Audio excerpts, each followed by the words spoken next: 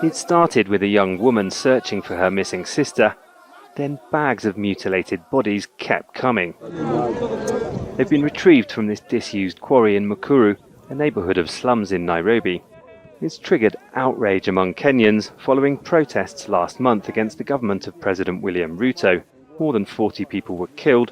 Rights groups say dozens of protesters have been abducted and several are still missing. So we don't know whether they are among the people who were abducted because of the protests. Since most of them are ladies, we are not sure if it could be femicide or insecurities that have been happening.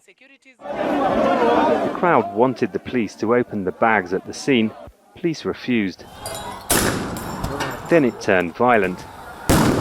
Kenya's police are frequently accused of extrajudicial killings, including in this community, activists say. Officers are rarely convicted.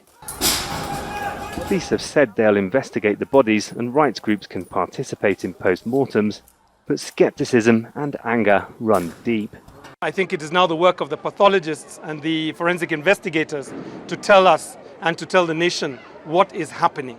Because if you put those figures together, you're talking about 13 bodies being recovered in about 24 hours. That is not a normal thing for any nation.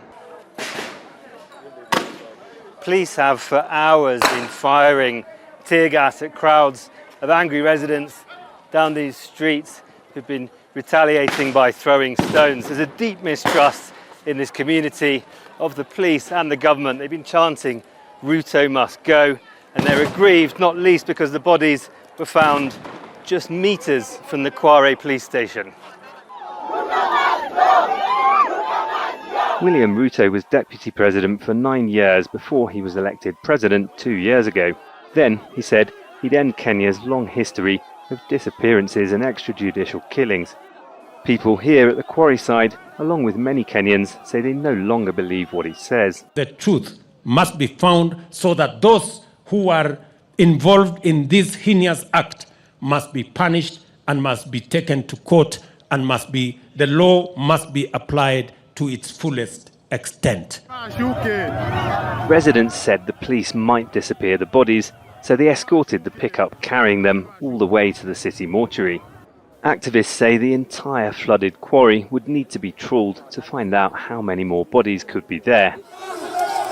Whether or not anyone is held to account, it's clear in this community people have almost no faith in their government.